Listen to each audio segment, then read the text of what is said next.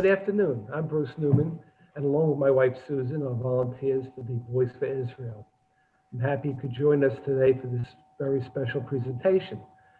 Given the current climate in the Middle East, we can truly appreciate the heroic deeds of those who have served in the IDF, Mossad, Shin Bet, etc., to make Israel a secure and powerful nation. Today we will learn more about the IICC, also known as the Israeli Intelligence and Heritage Commemoration Center. The center's purpose is to educate its visitors about Israel's intelligence community, researching terrorism, commemorating those who served as well as those who made the ultimate sacrifice, and to record actions and preserve its history. Joining us today is Marsha Harris, the chair of the Farai Program Committee. Marsha will facilitate the discussion with Igal. As questions arise, please use the chat feature at the bottom to send your questions to Marsha. We're privileged today to have Igal Zaidenstein as our guest speaker to share more information about the IICC. Igal's parents were originally from Paraguay and made aliyah to Israel where he was born. He holds a law degree and has worked for a number of nonprofits, including the Young Israeli Forum, the American Friends of the Citizens Empowerment Center in Israel, and serving West Coast Director of Ought America. His goal is to strengthen the Israeli diaspora Jewish resident relations. Without further delay, I now give you Igal Zaidenstein. Thank you very much, and I want to thank for Voice4Israel for having me here. Thank you very much for the opportunity. My name is Igal Zeidenstein, and I represent the Israel Intelligence, Heritage, and Commemoration Center.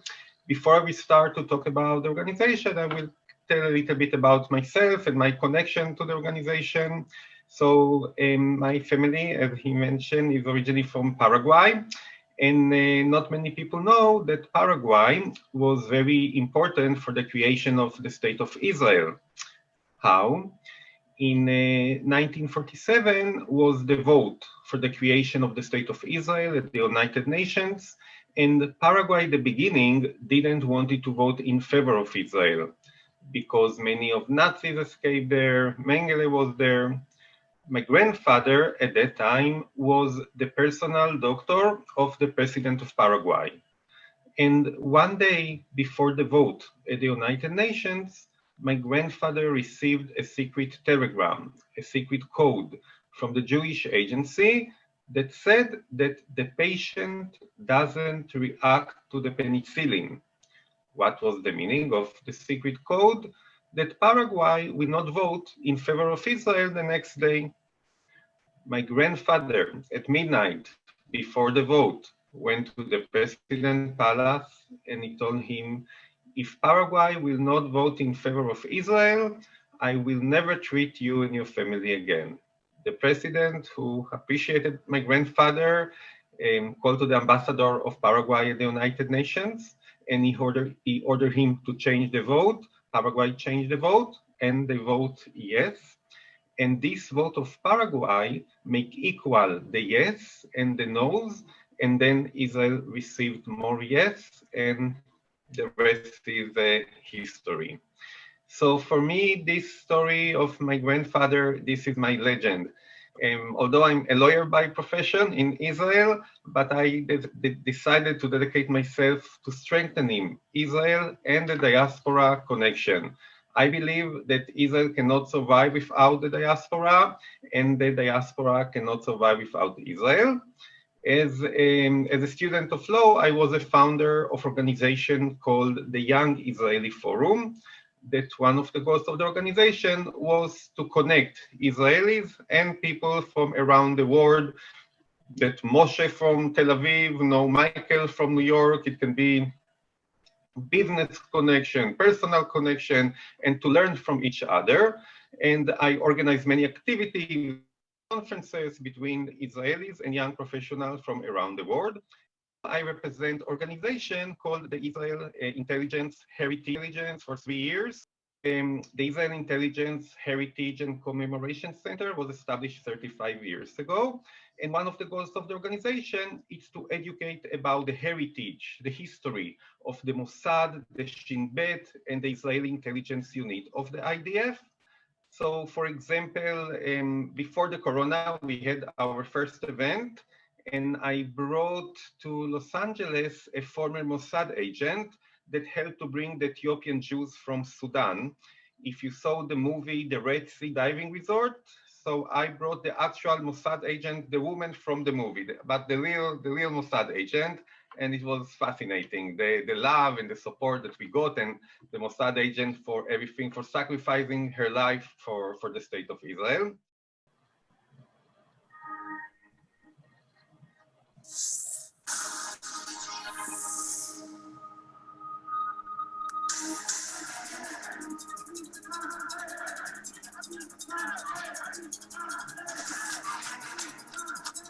For more than 6 decades, the state of Israel has been facing constant threats from the Arab world in general and terrorist organizations in particular.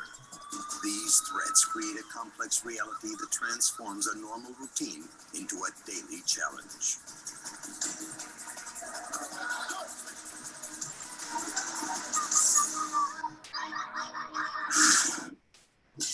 Three main intelligence organizations were established to provide solutions to the security agenda alongside with Israel Defense Forces routine activity. IDI, Israel Defense Intelligence within IDF, entrusted with collecting and analyzing strategic and tactical intelligence and responsible for the national assessment. Israel's security agency, Shin Bet, responsible for foiling terror activities and preventing internal insurgency. Israel's Secret Intelligence Service, the Mossad, entrusted with collecting information, analyzing intelligence, performing special covert operations beyond Israel's borders, including foiling strategic weapons proliferation and terror, and conducting special Aliyah operations. Motivated by the desire to preserve history and tell the story of Israel's intelligence community, the Israel Intelligence Heritage and Commemoration Center was inaugurated in 1985. The project was founded together with the intelligence community's bereaved families, led by Major General Meir Amit, former head of IDF Intelligence and director of the Mossad, currently president of IICC. This national commemoration body operates as a nonprofit organization.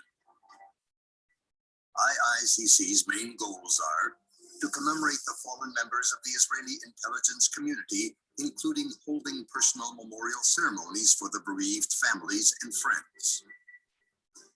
To preserve, document, and pass on the intelligence heritage and legacy to the general public, especially to the young generation. To provide a home for the bereaved families as well as for the community veterans. Furthermore, the ICC took upon itself to play an active role of helping Israel's current security situation. At the heart of this activity operates the ITIC, Intelligence and Terrorism Information Center, founded in 2001. ITIC stands at the forefront of analysis and research of Palestinian terrorism, Hezbollah, global jihad, and other terrorist organizations and activities, employing a small team of highly experienced scholars and data professionals, mostly former members of the intelligence community. ITIC operates three focal elements: a website with more than hundreds of thousands of global hits a month and information bulletins in 6 languages, Hebrew, English, Russian, French, German, and Arabic. The website posts reliable and updated analysis and studies. The center also distributes an electronic newsletter to 7,000 regular subscribers.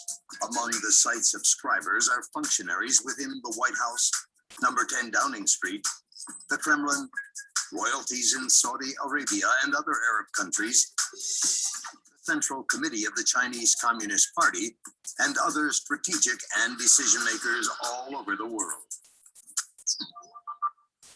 The IICC also offers a computerized library, a unique collection of its kind in the world, containing around 30,000 books in different languages and thousands of scanned articles, along with movies, discs, and documents apprehended during Israel's wars.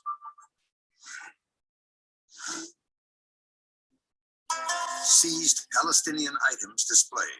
The exhibits display authentic documents and propaganda material, encouraging incitement, hatred, and anti-Semitic education, as well as DIY and standard weaponry being used by the Palestinians and the terror organizations today. These three elements work in cooperation to provide a reliable and extensive network of content based on professional research and expert analysis.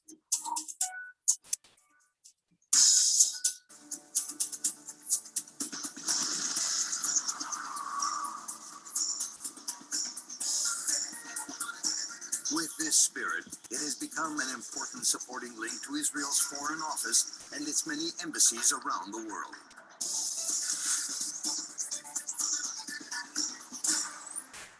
The IICC, the center, is changing course. Up till very recently, we were a closed shop. We were introvert.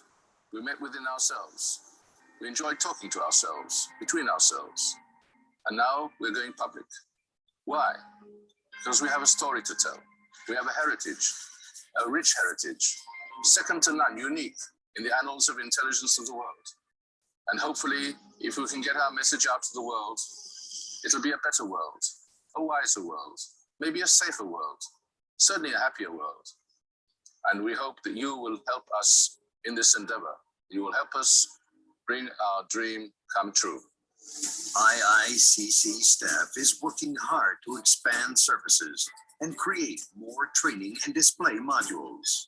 Developing this crucial memorial, heritage, legacy, and education is sacred work that will never be complete. By combining education with the values of a common legacy, the IICC is committed to working for the community's future. We have come a long way, and yet a lot of work is still to be done. We invite you to become part of this important enterprise for the benefit of all of us. Together, we can be sure the past is not forgotten, so that the present can promise us all a brighter future. The Israel Intelligence Heritage and Commemoration Center, preserving the legacy for the future.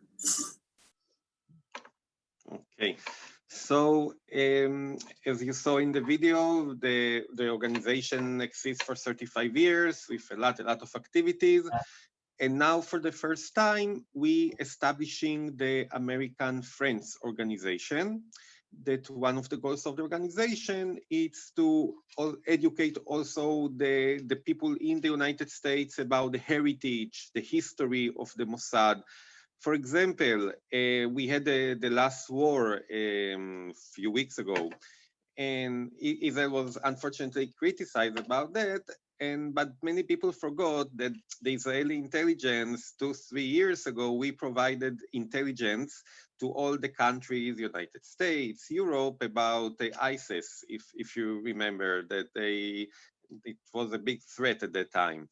And thanks to Israeli intelligence, we avoided many terror attacks around the world. So this is only one aspect of things that we want people to know more and to appreciate, and of course to support and to donate to the organization. And so I will start with a story about the Mossad. The story happened in the 60s. When Russia developed the most advanced airplane in the world, the MiG-21. And this airplane, it was the latest technology that United States didn't know much about it, Israel didn't know about it, only the Russian and the countries where they sell the airplane. And they sell the airplane to Iraq. Some of the airplanes they send to Iraq. And the story is that one day, the ambassador of Israel at Iran, he went to a cocktail party, and in the cocktail party, there was a guy that he came from Iraq to, at that time they had good relationship. And also Israel and Iran, we had a very good relationship. And at that time came the ambassador of Israel came to a cocktail party, and he met a guy over there, and they started to talk about politics, about history. And then the guy told him that by the way, he's a pilot. Okay. So they exchanged numbers, and a few days came out. A few days later, the former head of the Israeli Air Force and the former head of the Mossad met, and the former head of the Mossad asked the former head of the Israeli Air Force, "What can I do for you?" So, in a joke or not a joke, the former head of the Mossad of the Air Force said that I need the MiG-21 airplane. It sounds like not something that can never happen in life. So the ambassador of Israel brought the information to the Mossad that he met this pilot, and they found out that he is a pilot of the MiG-21. And after a while, they started to create relationship and trust between the ambassador of Israel and the pilot. And the pilot told him that he doesn't like to be a pilot, he doesn't like to kill people, and he wants to do something different. And the ambassador listened very carefully, and they brought all this information to the Mossad, and they told him, we have something in our hand. So he told him, go meet with him, tell him that we, the Mossad, we will bring safely his family to Israel. We will let him to live in Israel for the rest of his life. No one will know where and what. Financially, he will be stable. And the most important, we will smuggle the family to Israel and no one will know. So the Mossad agent went to Iraq. They brought through Turkey the family. And then one day, the pilot went to a training with the MiG-21, and suddenly he turned left all the way to Eilat, and he landed in Eilat, and Israel received the MiG-21. And one of the reasons that Israel was very successful in the 6 Days War was because we learned everything about the airplane, the advantage, the disadvantage, the new technology. Of course, we share it with the United States. And when the 67 wars started, we already knew how we can fight against the airplane. And we, as you know, we won the war in 6 days.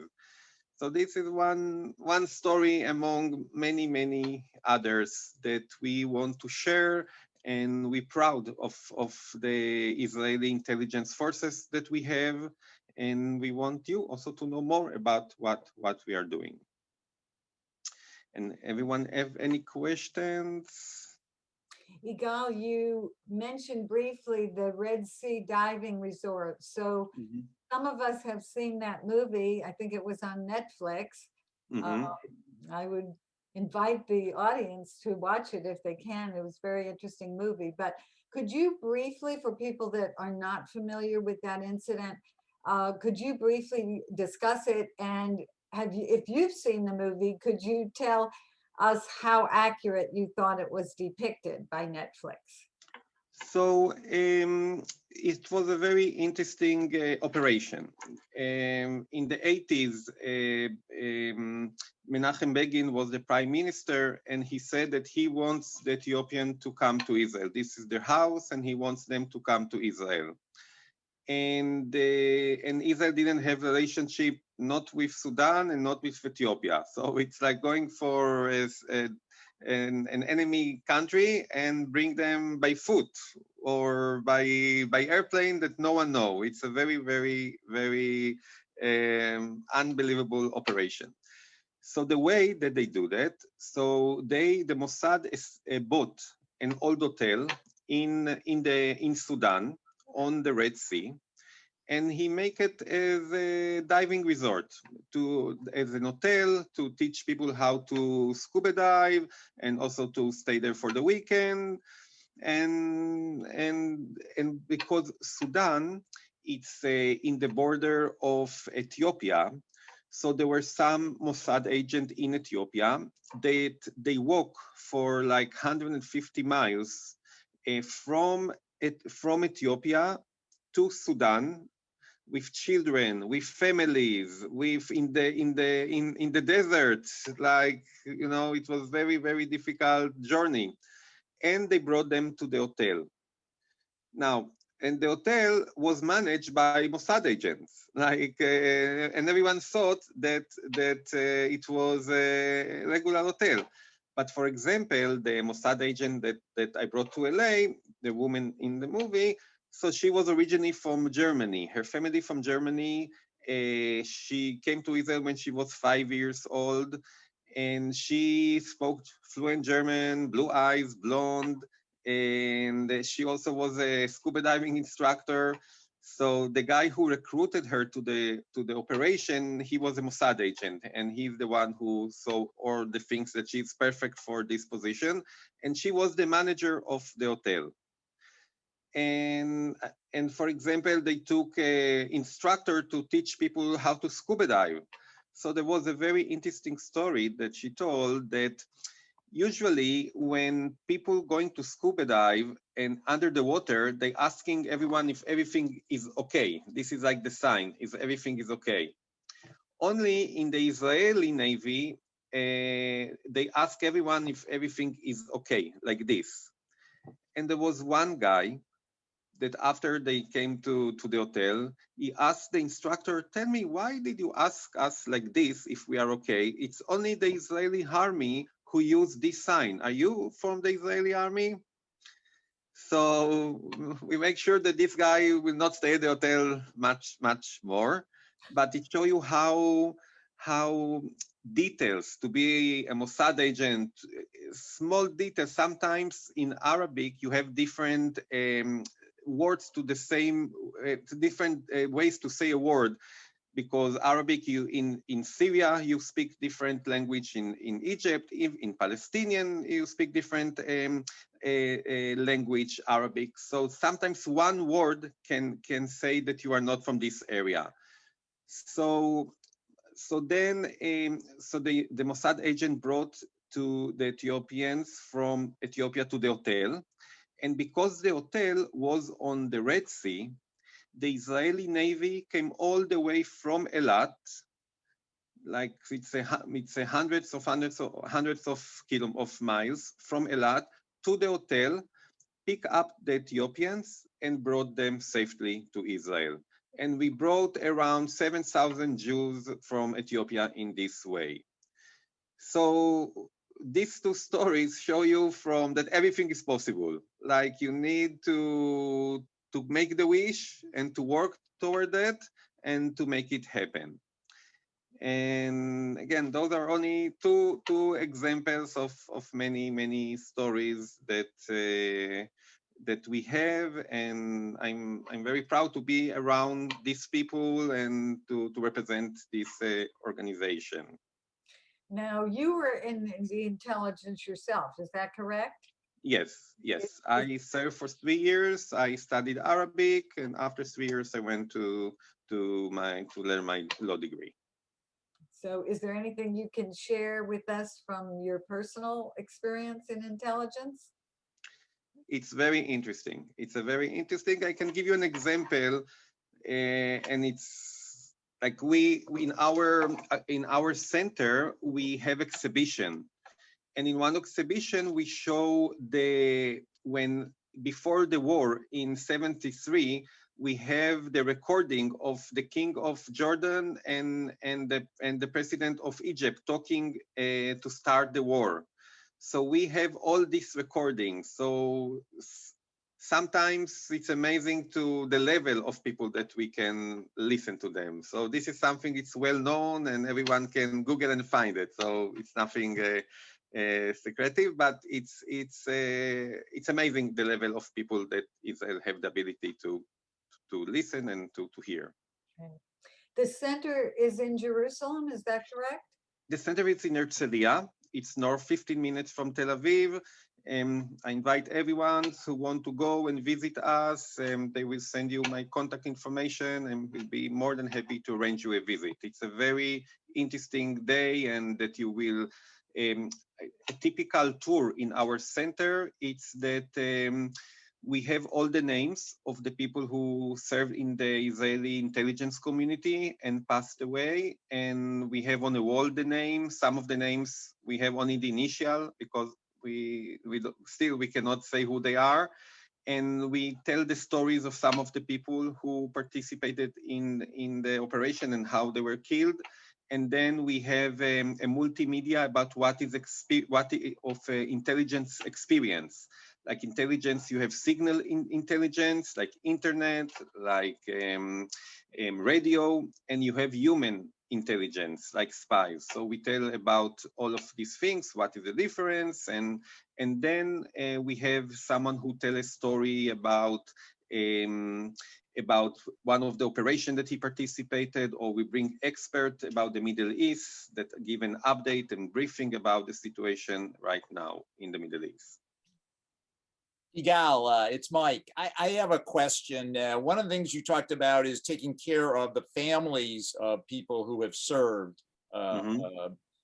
Is there a lot of PTSD after doing? I mean, to me, this is so emotionally challenging and grueling, and anxiety. I mean, living in fear of discovery.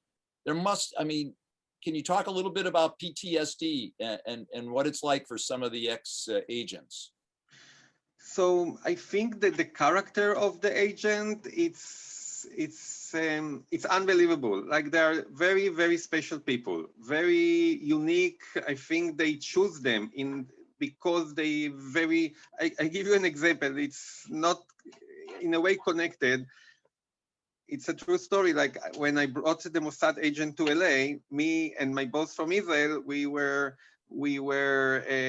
took the baggage to my car, and we didn't know how to put the bags in the car. I think intelligent people want to put the bags in the car. And so the Mossad agents, she saw we are struggling. So she told us, give me 1 second.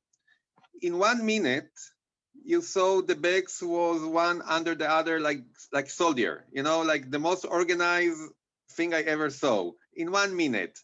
So I think that they choose a very, very special kind of people to be in this position. So it's a very unique. I think the intelligence and the physical and the emotional part and the psychological are very, very, very strong. I imagine they have very stringent tests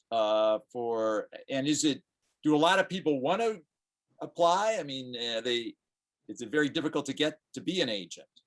It is. It's a very small organization, but many people want to be because but again, it's a very special people, very special.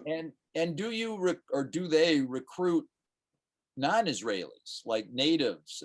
Does that happen very often? Again, those are things. I'm not a Mossad agent, and I cannot say things that I'm not sure about that. We have a question that has come in, Igal. Some of our audience travels to Israel, and they want to know if they want to visit the center. Can they just walk in? Do they need to make a reservation? How do they know about the hours that it's open? If you can, feel free to give my phone number, my email, and they can contact me and I can make the arrangements. Okay, well, we'll send that out tomorrow when we send a link to the center, and if with your permission, we'll send your contact information. Of course, feel free, of course. Mm-hmm. I just put a link in the chat. I'm not sure whether everybody can see that. It's a link for more information as well. But we'll send it tomorrow. Yeah, great. So earlier, before we actually started the webinar, we were talking just very briefly about Entebbe. Could you say a few words about that operation? So the Entebbe operation was when an Israeli airplane was kidnapped, and they took all the passenger. They separate the Jewish Israeli passengers and regular passengers, and they took all the Jewish and Israeli to separate rooms. They really separate them. And in this operation, they wanted Israel to release Palestinian and like that are in the jail, and Israel didn't like. Again, we wanted to save the life of the people, and we had a very short time to do that. Now, from what I understood, we had some kind of example because I think some Israelis companies they helped to build the terminal in Entebbe. So we had kind of a we were very knowledgeable about the structure of the terminal. So there was so they decided there was a unit, it's called Sayeret Matkal, which is the elite unit of the Israeli intelligence. It's the best soldiers that serve over there. And the brother of Benjamin Netanyahu, Yoni Netanyahu, he was the head of Sayeret Matkal. And they had a plan to fly all to Entebbe. Now, at that time, there was a fuel problem because it was a long distance, and there might be possibility there will not be enough fuel for the airplanes. And it was the first time that Israel used fueling in the air. There is a special machine that you can fuel 2 airplanes in the air. And it was the first time that Israel used it in the history, like every country in the history. So the unit was the elite unit of the intelligence, and they landed very quietly in the airport in Entebbe. And they came with a car that looks like the car of the king of Africa, like of the one who was in charge on the country, that he came to visit the Israelis. But actually, it was inside. There were warriors from Sayeret Matkal, from the unit. So the airplane landed, and then the car came out, and then they started to shoot all the people all the terrorists who were there. Unfortunately, the brother of Netanyahu, he was killed. He was the only one who killed in this operation, and they took all the Israeli and Jewish passengers in the airplane back to Israel, and it was like another operation, that you don't know how to start, but you start with the idea, and from vision you make it to a reality. And those are things that I think the Israeli intelligence are very, very good at. Yeah, they sound not only smart and brave, but very imaginative and creative. Exactly. It's and also like in Israel, like many of these soldiers, you think they are huge and big, but no, many of them are very short and tiny, but very quick. It's unbelievable. I also was thinking they are, wow, very big, but no, it's the opposite. So how is it decided what information from past operations can be revealed? What is included in the center and what is just too revealing of security secrets? So we have a committee, a special committee that sit and discuss, and they decided which one we can reveal and which one we cannot.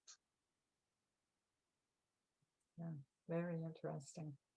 And the center was started 20 years ago, is that right? 35 years ago. And now for the first time, we outreaching to the American community, and we want to share the stories that we have. Well, I'm sure many of us, when we make our next trip to Israel, are going to put this on the list of places we want to see. You're very welcome, and I'm happy to arrange each one of you. We have another question here. What do you think of the interview that Yossi Cohen gave And I'm not familiar with that. I don't know if you are. So Said too much. it might be. Some people think that he might say too much. May I interrupt a moment?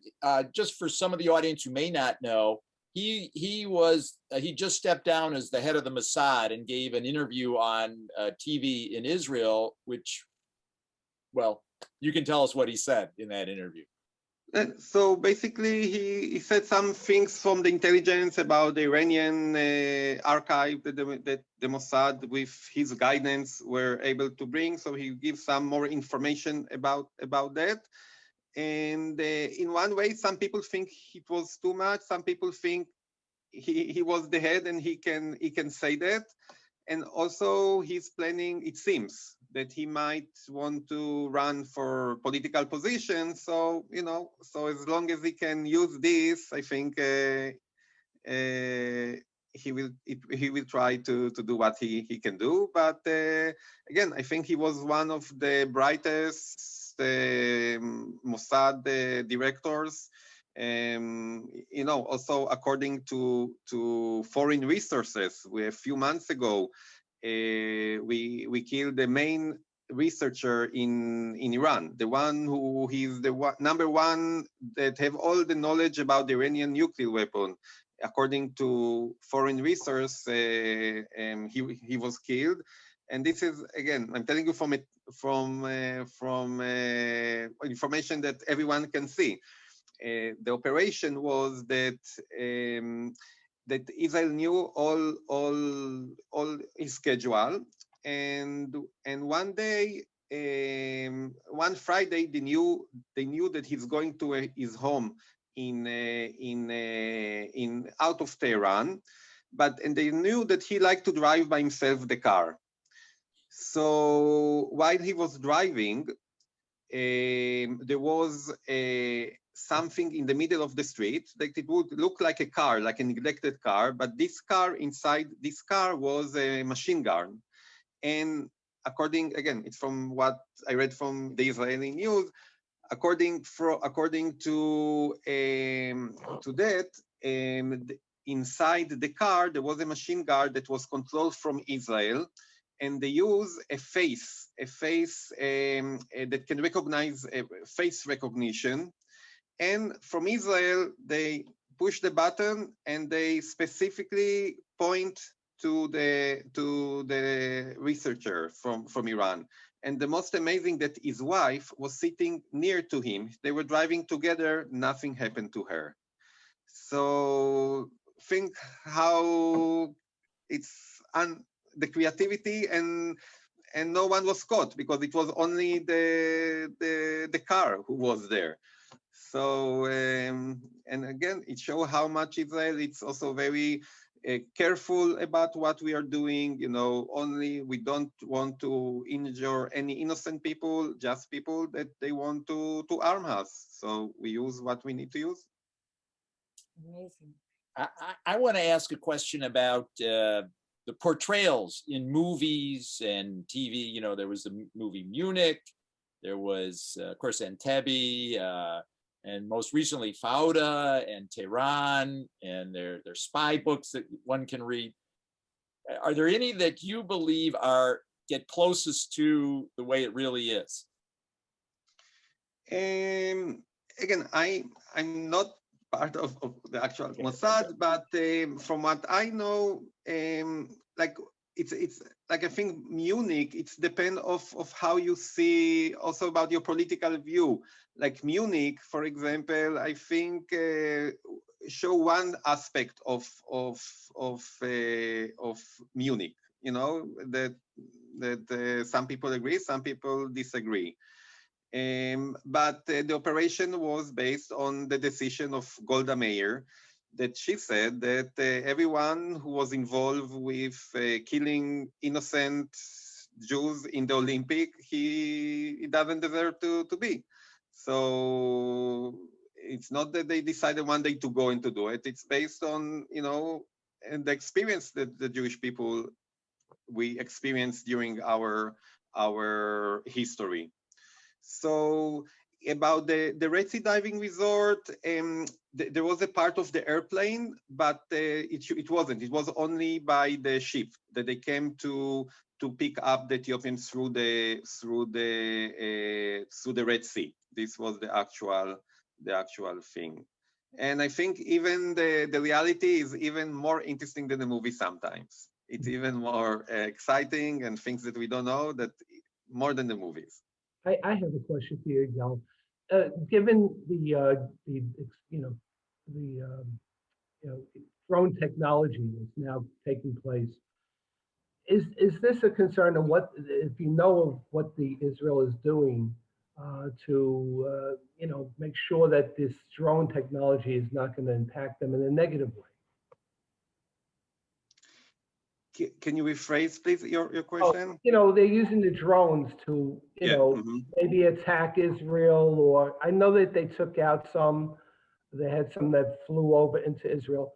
How is Israel going to handle this in the future? I mean, are they going to go more offensive and try to, take it out beforehand, or what can they do to protect the state of Israel from all of these drones? Little kids can have drones now and do things that are unbelievable. No, so I think first, Israel, it's the only country in the world that we have 3 layers of protection from missiles. Like the first layer of protection, it's the Iron Dome, that this is for short missiles that coming to Israel. And then the second layer is the Hero 2, that this is for middle range missiles. And the third one is Hero 3, that this is specifically from Iran, when the missile go out of the atmosphere. So our missiles are able to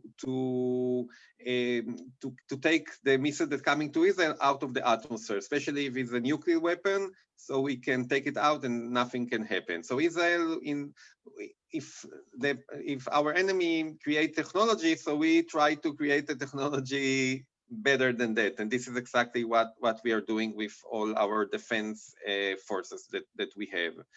And now there is another one, it's about Nautilus. It's about a laser that can be destroyed by a laser the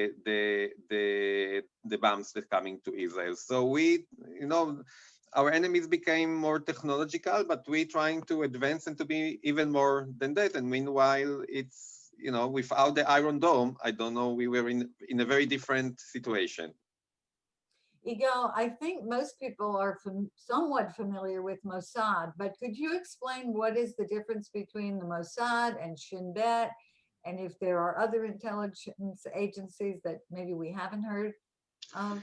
So the Mossad is like the CIA in the United States. It's like about more foreign activities and operations, and Aliyah operation.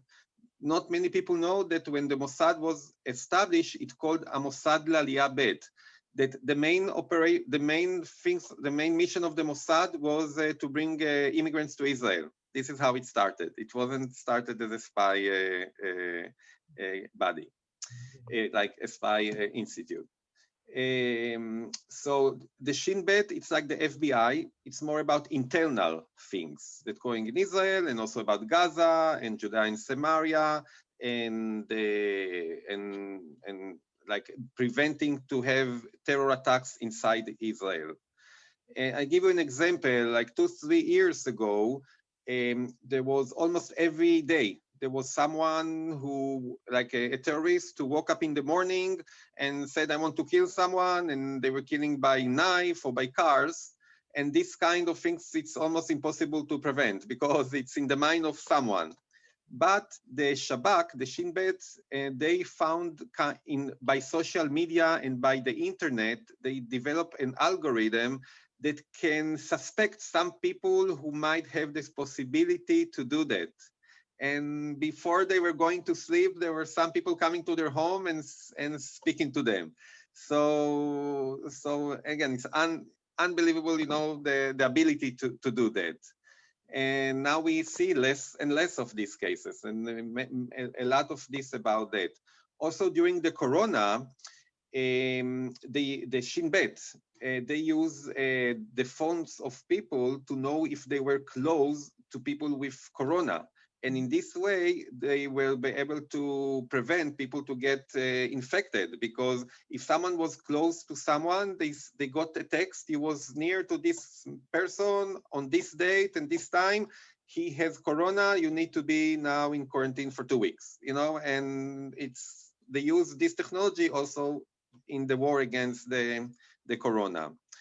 So, and then there is the Israeli intelligence unit of the IDF, that this is, you have 8200, 8200, which is more the technological unit in the Israeli intelligence, and they do a lot of listening to other people, other countries, and much more. So, and there used to be another small body in the intelligence, it's called Nativ, that helped to bring the Russian Jews to Israel. So they were specifically on that.